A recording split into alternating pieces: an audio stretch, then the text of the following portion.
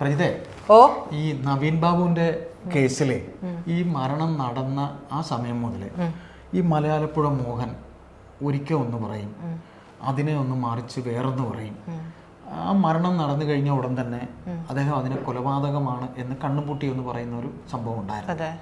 ഇപ്പോൾ വീണ്ടും അദ്ദേഹം അത് കൊലപാതകം തന്നെയാണ് എന്നും അതിൻ്റെ പിന്നിൽ മറ്റാരൊക്കെയോ ബാഹ്യ ഇടപെടലുകൾ ഉണ്ട് എന്നും ഒക്കെ പറയുമ്പോൾ നമ്മൾ എന്താണ് പൊതുജനം അല്ലെങ്കിൽ പൊതുസമൂഹം എന്താണ് ഈ കേസിൽ മനസ്സിലാക്കാനുള്ളത്? അയാൾ പാർട്ടിയുമായി ബന്ധമുള്ള ഒരു സ്വതന്ത്ര ട്രേഡ് യൂണിയൻ്റെ ഒരു നേതാവാണ്. ഇതിൽ നമ്മൾ എന്തായിരിക്കും നമ്മൾ ഈ സമൂഹം മനസ്സിലാക്കാനുള്ളത്? എന്താ തോന്നണേ? മലയാളപ്പുഴ മോഹനൻ പാർട്ടിയുമായിട്ട് ചില ഭിന്നതകളിൽ ഏർപ്പെട്ടിട്ടുണ്ട് എന്നുള്ളത് നമ്മൾ മനസ്സിലാക്കണം. അങ്ങനെ തന്നെ നമ്മൾ മനസ്സിലാക്കണം. അതെ, കാരണം ആദ്യം അദ്ദേഹം പറയുന്നു ഇത് കൊലപാതകമാണ്. തുടക്കത്തിൽ ബോഡി കൊണ്ടുവന്ന് ദഹിപ്പിച്ചതിന് ശേഷം തൊട്ടടുത്ത ദിവസം പറയുന്നു. മാത്രമല്ല നമുക്കറിയാം വീണാമണി എന്ന് പറയുന്ന ആ വ്യക്തി അതിനൊരു സാക്ഷിയായിട്ട് അതെ അവിടെ ചെന്ന് ഇക്കാര്യം അദ്ദേഹത്തിന്റെ നവീൻ ബാബുവിന്റെ സഹോദരനോട് പറയുന്ന സമയത്ത് തന്നെ വരികയും അവരെ ഹരാസ് ചെയ്യുകയും നിന്റെ ഫോണിൽ ആ ദൃശ്യങ്ങളുണ്ട് എന്ന് പറയുകയും അവരുടെ ദേഹപരിശോധനയടക്കം അത്തരത്തിൽ ചെയ്യുകയും ചെയ്തതാണ്. അവിടെ ദൃശ്യങ്ങളുണ്ട്, അത് ഞങ്ങൾക്ക് വേണമെന്ന് പറയുമ്പോൾ അതിൽ നിന്ന് സ്പഷ്ടമാണ് നവീൻ ബാബുവിനെ കൊലപ്പെടുത്തിയതാണ് എന്നുള്ളത്. ഇല്ലെങ്കിൽ ആ ദൃശ്യം അദ്ദേഹത്തിന് ചോദിക്കേണ്ട കാര്യമില്ല. ഇത് അന്നും നവമാധ്യമങ്ങളെല്ലാം തന്നെ ചോദിച്ചതാണ്. മുഖ്യധാര മാധ്യമങ്ങളൊന്നും അതിനെ അഡ്രസ് ചെയ്തിട്ടില്ല. എന്തായാലും നമുക്ക് മുമ്പിലേക്ക് ഒരാൾ ഇത്തരം കാര്യങ്ങൾ പറയുമ്പോൾ നമ്മൾ അതും കൂടി പരിശോധിക്കേണ്ടതുണ്ട്. അപ്പോൾ അത്തരത്തിൽ അദ്ദേഹം പറയുന്നു. പിന്നീട് അദ്ദേഹം നേരെ പിൻവാങ്ങുന്ന ഒരു അവസ്ഥയാണ് നമ്മൾ കാണുന്നത്. പിന്നീട് അദ്ദേഹം വളരെ മൈൽഡായിട്ട് കാര്യങ്ങളിലോ അധികം ഒന്നും പോയിട്ടില്ല. ഇടയ്ക്കൊന്ന് പറഞ്ഞു, അതായത് ഈ പറയുന്ന വീണാമണി ഈ മരണം കഴിഞ്ഞ് അദ്ദേഹത്തിന്റെ ബോഡി പത്തനംതിട്ടയിൽ എത്തുമ്പോൾ അവിടെ എത്തി ഇദ്ദേഹത്തിന്റെ അനിയൻ പ്രവീൺ ബാബുവിനോട് ഇത് കൊലപാതകമാണ് എന്ന് പറയുന്നത് ഓവർ ഹെയർ ചെയ്ത ആളാണ് ഈ മലയാളപ്പുഴ മോഹൻ. എന്നിട്ടാണ് ഇദ്ദേഹം അങ്ങനെയാണെങ്കിൽ നിന്റെ കയ്യിൽ എവിടെ വീഡിയോ എന്ന് ചോദിച്ചുകൊണ്ടാണ് ഇവരെ വരട്ടുന്നത്.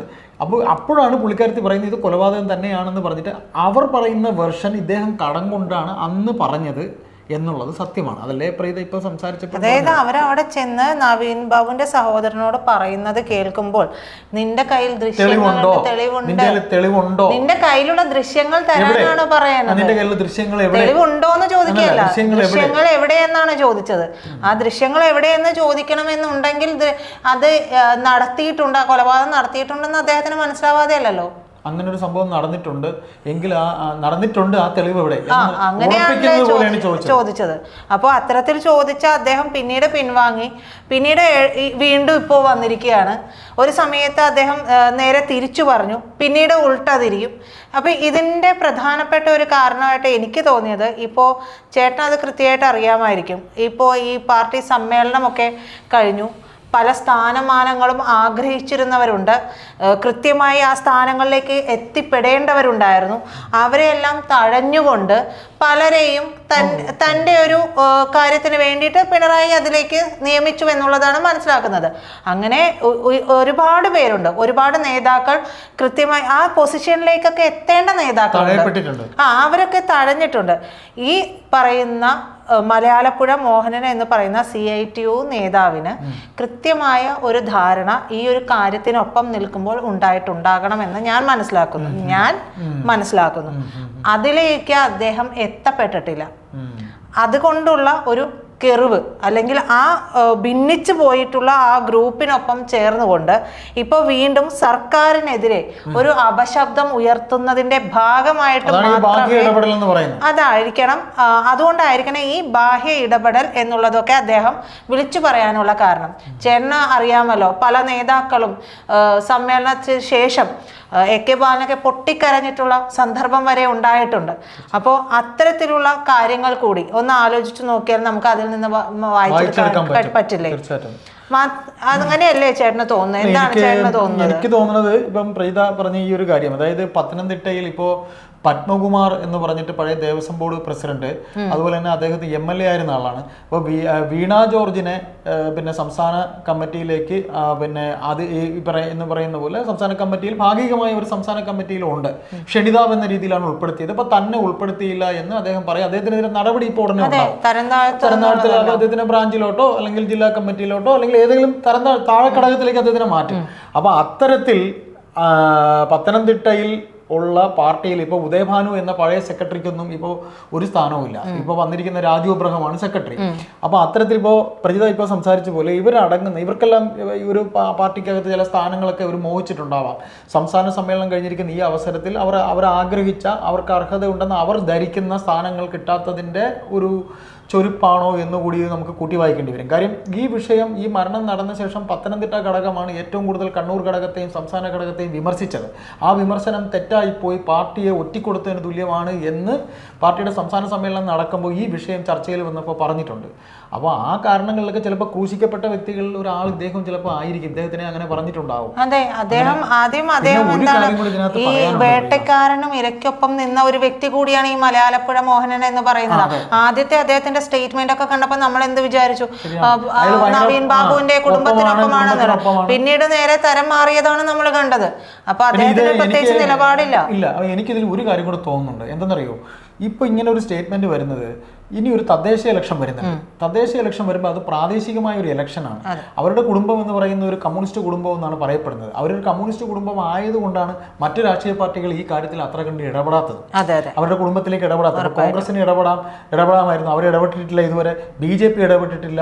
പാർട്ടിയുടെ ഒരു ബാഹ്യമായ നിരീക്ഷണം ഇവരുടെ മേലുണ്ട് എന്നുള്ള കാര്യം വ്യക്തമാണ്. അപ്പോൾ ഈ കുടുംബം കൊണ്ട് അവിടെ ഒരു 500 വോട്ടെങ്കിലും അല്ലെങ്കിൽ പോട്ടൊരു 1000 വോട്ടെങ്കിലും ആ പഞ്ചായത്തായാലും ആ കൗൺസിലായാലും ഏതായാലും അവിടെ നിന്ന് കിട്ടാൻ സാധ്യതയുള്ളതാണ്. അതൊന്നും പോകാതിരിക്കാനുള്ള ഒരു അടവും കൂടെ ആണോ ഇതെന്ന കാര്യം ഒരു ആ കാണുന്ന അവിടുത്തെ സമൂഹത്തിൽ അവിടുത്തെ ആൾക്കാർ അവർക്ക് ഒപ്പമാണ്, കുടുംബത്തിനൊപ്പമാണ് നാട്ടുകാരെ എന്ന് അറിയിക്കുന്നതിന്റെ ഭാഗമായിട്ടുള്ള ഒരു നമ്പർ ആണോ എന്നുകൂടി നമുക്ക് ഇതിനെ ധരിക്കാം. കാര്യം വോട്ട് രാഷ്ട്രീയം എന്ന് പറയുന്നത് ഇവരുടെ അജണ്ടയിലെ ഒരു വലിയ കാര്യമാണ്. കാര്യം ഇത് തോറ്റാൽ അതൊരു വലിയ വാർത്തയായിരിക്കും. പ്രത്യേകിച്ച് അദ്ദേഹത്തിന്റെ വീടിരിക്കുന്ന സ്ഥലത്തെ സ്ഥാനാർത്ഥി, അദ്ദേഹത്തിന്റെ അമ്മ വരെ അവിടെ സ്ഥാനാർത്ഥി ആയിരുന്നാണ്. ആരുടെ നവീൻ ബാബു എന്ന മരണപ്പെട്ട ഉദ്യോഗസ്ഥന്റെ അമ്മ വരെ അവിടുത്തെ സ്ഥാനാർത്ഥി. അപ്പൊ അതും കൂടെ ഇതിനകത്ത് ദുഷ്ടലാക്കില്ലേ എന്ന് നമുക്ക് സംശയിക്കുന്നതിൽ തെറ്റുണ്ടോ? ആദ്യം മലയാലപ്പുഴ മോഹൻ ഇത് പറയുമ്പോൾ പിന്നാലെ പലരും പറഞ്ഞു വന്നാലും മതി, എന്നിട്ടൊരു 10 മാസത്തിനകത്ത് ഇതിന്റെ ഒരു ടെമ്പോ ഇങ്ങനെ നിലനിർത്തി അപ്പോഴത്തേക്കും കേസ് അതിന്റെ വഴിക്കങ്ങ് പോകത്തല്ലേ ഉള്ളൂ. അൾട്ടിമേറ്റ് ആയിട്ട് ഇത് ആത്മഹത്യയാണെന്ന് എത്തിക്കാനുള്ള സർവ്വ അടവും ഇവിടെ സർക്കാർ ചെയ്തു കഴിഞ്ഞു. വെള്ളപൂശൽ ഏതാണ്ട് പകുതി വൈറ്റ് വാഷ് ചെയ്ത് വെച്ച് കഴിഞ്ഞു. പൂർണ്ണമായി ചെയ്താൽ മാത്രം മതി. അപ്പൊ അതിനുള്ളൊരു അടവല്ലേ എന്നൊരു സംശയം ചിന്തിക്കുന്നതിൽ തെറ്റുണ്ടോ? അതിൽ തെറ്റ് പറയാൻ പറ്റില്ല. അപ്പോൾ ഈ 2 കാര്യങ്ങൾ കൂടി ഇതിന്റെ പിന്നിലുണ്ട് എന്നുള്ളത് സ്പഷ്ടമാണ്. നമുക്ക് ചിന്തിച്ചു നോക്കിയാൽ മനസ്സിലാക്കാവുന്നത്. ഇതിന് എന്താ പറയാ, വലിയ ഒരുപാട് ഗ്രാഹ്യത്തിന്റെ ആവശ്യമൊന്നുമില്ല. ഇത് മലയാലപ്പുഴ മോഹനെ ഇറക്കിയിട്ടുള്ള ഒരു അടവ് നയമാണോ എന്ന് ചിന്തിക്കാം. അപ്പൊ ഈ കാര്യം പറയാതെ പറയുന്നുണ്ട്. അതായത് ഞാൻ പാർട്ടി വ്യക്തമായിട്ടല്ല അല്ലെങ്കിലും അദ്ദേഹം പാർട്ടി വക്താവല്ലോ. CITU ട്രേഡ് യൂണിയൻ സംഘടനയാണ്. CITU അംഗം എന്ന് പറയുന്നത് പാർട്ടി അംഗമൊന്നുമല്ല. അതെ. അപ്പൊ ഈ 2 കാര്യങ്ങൾ തന്നെ ആയിരിക്കണം ഒരുപക്ഷെ ഇതിന് പിന്നിലുള്ളത് എന്ന് വേണം നമ്മൾ മനസ്സിലാക്കാൻ.